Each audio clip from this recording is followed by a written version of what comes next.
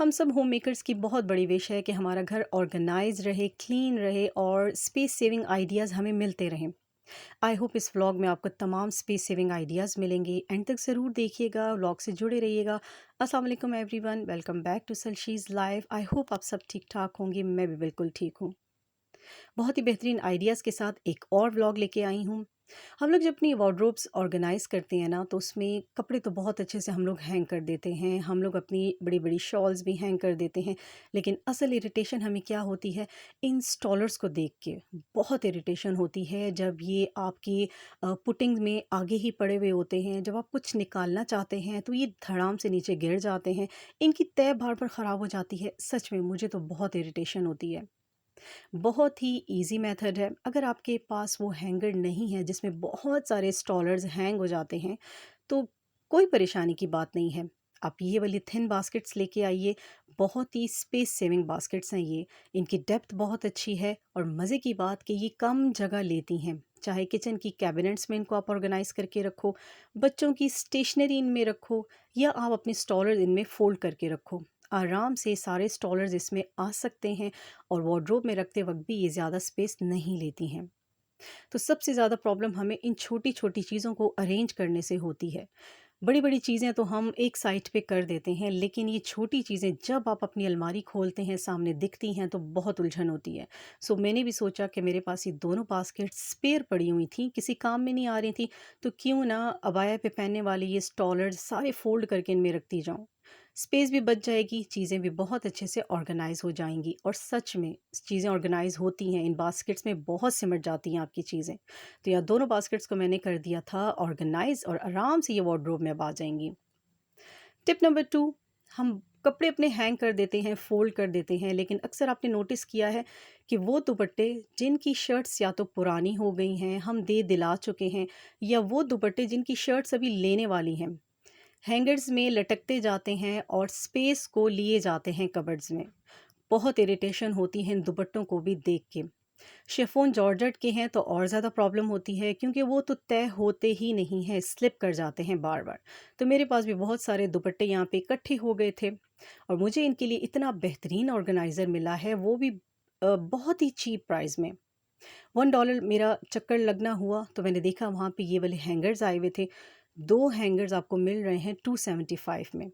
और इसके अंदर ना आप अगर देखो तो 5 रॉड्स लगे हुए हैं, यानी कि 5 हैंगर्स आपको मिल रहे हैं एक ही हैंगर के अंदर। तो कितना बेहतरीन, कितना स्पेस सेविंग ये हैंगर है हमारे लिए, कि आराम से इसमें मेरे सारे दुपट्टे भी हैंग हो जाएंगे और स्पेस भी वार्डरोब में बच जाएगी।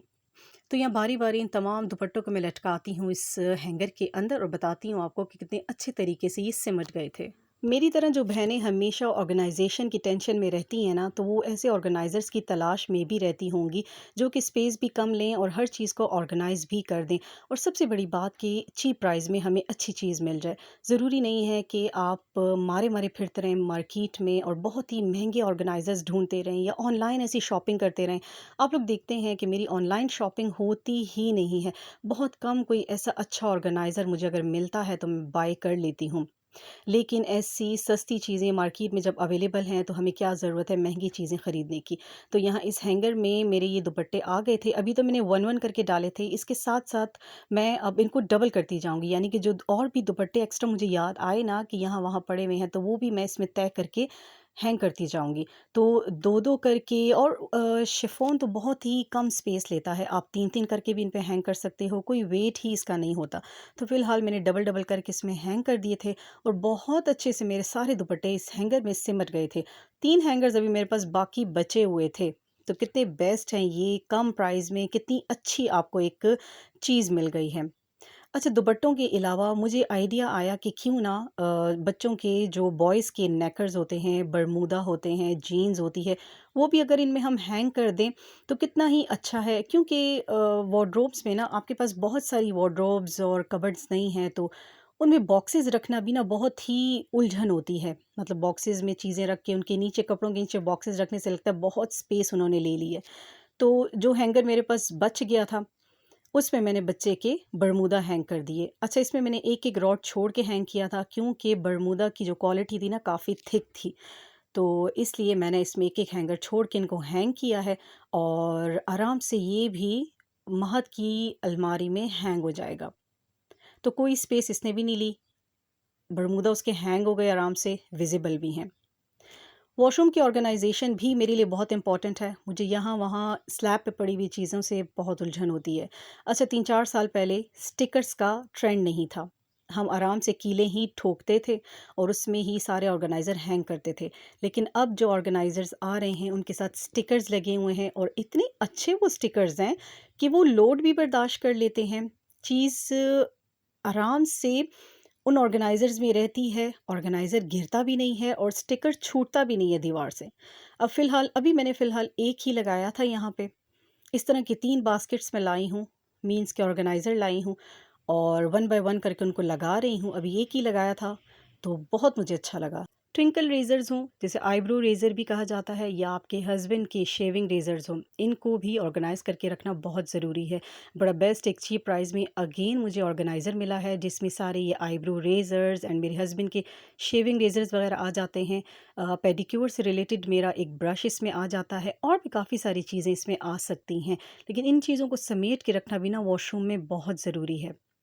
तो मैं लाज़मी ऐसे ऑर्गेनाइज़र्स ढूँढती हूँ जिसमें ऐसा एक्स्ट्रा मटीरियल भी ना, ये कुछ एक्स्ट्रा मटीरियल मुझे लगता है वॉशरूम में कि ये भी सिमट के रहे और छोटे बच्चों के हाथ ना लगे। आप सब जानते हैं कि मार्च में रमज़ान में एकदम से ठंड आ गई थी और बहुत मज़े का वेदर था। मेरे हस्बैंड पीनट्स के बहुत ज़्यादा शौकीन हैं। पेशावर उनका चक्कर लगा तो पीनट्स उठा लाए। इतनी भी मज़े की हैं खाने में और साइज़ में बड़ी-बड़ी। अब पीनट्स आ गई हैं, रमज़ान में खाई नहीं गई, लेकिन अब हो गई है गर्मी। क्या करें? अब तो इनमें कीड़ा लगने का ख़तरा है। तो मेरे ज़हन में जो इंस्टेंट आइडिया आया ना, वो यही था कि इन पीनट्स को फ़िलहाल किसी बॉटल में डाल के ना फ्रिज में रख दिया जाए, ताकि कीड़ा लगने से ये बच जाएँ और जब मैं फ्री हूँ, तो मैं साथ-साथ थोड़ी-थोड़ी छील के इनको ड्राई रोस्ट करती रहूँ। जब ड्राई रोस्ट हो जाती हैं ना चीज़ें, तो फिर उनको कीड़ा लगने का ख़तरा नहीं होता। आप आराम से उनको शेल्फ़ पे या कैबिनेट में रख सकते हैं। लेकिन अभी ये कच्ची हैं, मतलब कि रोस्ट उस तरह नहीं हुई हुई, कीड़ा लगने का ख़तरा है इनको।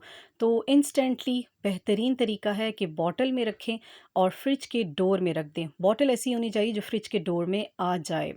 तो इस डिब्बे में आराम से सारी आ गई थी पीनट्स, इनको मैं जल्दी से फ्रिज के डोर में रख दूँगी और जब भी मुझे मौका मिलेगा ना, इनको छील के और हम ड्राई रोस्ट करते रहेंगे। में ना भी खाएँ, लेकिन काफ़ी सारी चीज़ों में फिर बाद में यूज़ हो जाती हैं। आप सब जानते हैं कि जब किचन आपके पास छोटा होता है ना, कैबिनेट्स कम होती हैं, तो इस तरह की बॉटल्स बहुत इरिटेट करती हैं।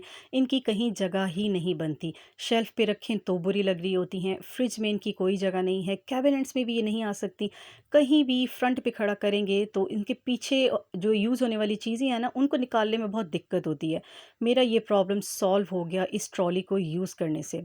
इतनी भी बेस्ट है ना ये 2 स्टेप ट्रॉली, इसमें आई थिंक 5 की 4 स्टेप वाली भी आती है, बट उसकी मुझे फ़िलहाल नीड नहीं थी। मैं बस ये 2 स्टेप वाली लेके आई और इसमें वो तमाम बॉटल्स मैंने रखी हैं, जैसे कि सोया चिली की हो गई, क्लीनिंग जेल हो गया, अचार वगैरह की बॉटल्स हो गई, वो सब मैंने इसमें रख दी हैं। व्हील्स लगे हुए हैं इसके नीचे, मूवेबल है, कहीं भी आराम से मूव करके ये खड़ी हो सकती है। साइड पे इसके हुक्स लगे हुए हैं, क्लीनिंग ब्रश आप हैंग कर सकते हो, कोई छोटे-मोटे हैंकीज़-वैंकीज़ हैंग कर सकते हैं। स्पेस इसमें इतनी है कि और भी बॉटल्स इसमें मैं रख सकती हूँ।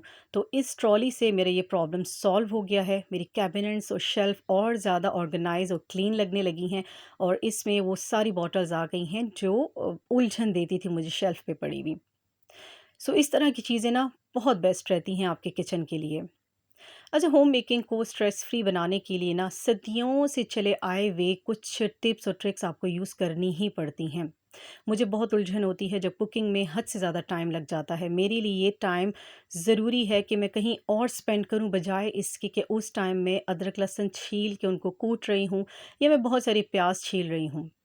तो प्याज भी 2 से 3 दिनों की मैं छील के रख देती हूँ। अदरक लहसुन का पेस्ट भी मंथ के स्टार्ट में बना के रख देती हूँ, ताकि मेरे लिए होम मेकिंग बहुत ही ईज़ी रहे, किचन में काम करना बहुत आसान रहे।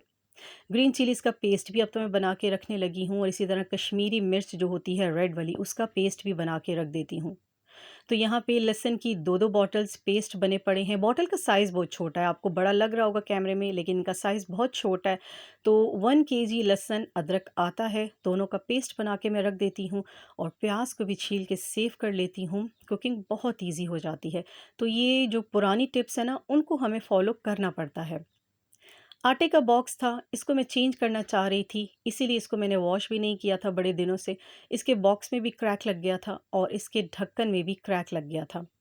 तो इसको मुझे चेंज करना था, लेकिन कोई अच्छा ऑल्टरनेट इस तरह का थोड़ा रेक्टेंगुलर शेप वाला मुझे मिल नहीं रहा था। राउंड शेप वाले मुझे चाहिए नहीं थे, मुझे रेक्टेंगुलर शेप वाला चाहिए था। सो आज मार्केट में बहुत ही चीप प्राइस में मुझे ये बॉक्स मिला है। मैक्सिमम इसकी प्राइस 350 है। तो 350 में ये बॉक्स मुझे बहुत अच्छा लगा। प्लास्टिक भी बहुत अच्छी है इसकी और इसकी लिड लग रही है सिलिकॉन की, लेकिन सिलिकॉन की नहीं है, ये भी प्लास्टिक की है।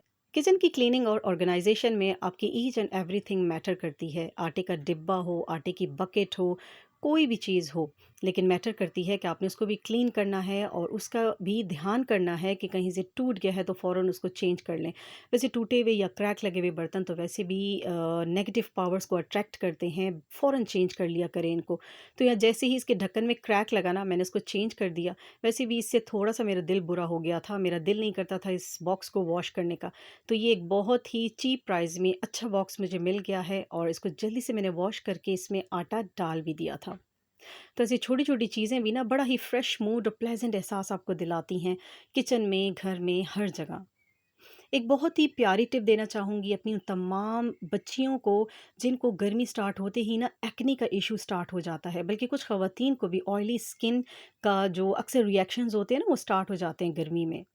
आप लोग जब भी चावल भिगो ना, चावलों का पानी वेस्ट मत करो। सच में ये हमारी अपनी आज़मूदा टिप है। आप उसके इस तरह के छोटे-छोटे क्यूब्स बना लें और डेली 1 क्यूब को मॉर्निंग में, 1 को इवनिंग में कॉटन के कपड़े के अंदर रख के फेस का मसाज करें। आपकी एक्ने भी कंट्रोल होगी, जो ऑयल बहुत ज़्यादा स्किन पे निकलता है वो भी कंट्रोल होगा। स्किन की जो फाइन लाइन्स हैं, जो स्वेलिंग आती है वो भी ख़त्म होना शुरू होगी। आई होप आपको ये व्लॉग अच्छा लगा होगा। लाइक, सब्सक्राइब एंड शेयर ज़रूर कीजिएगा। कमेंट्स में ज़रूर बताइएगा कि ये आइडियाज़ कैसे थे। टेक केयर एंड अल्लाह हाफ़िज़।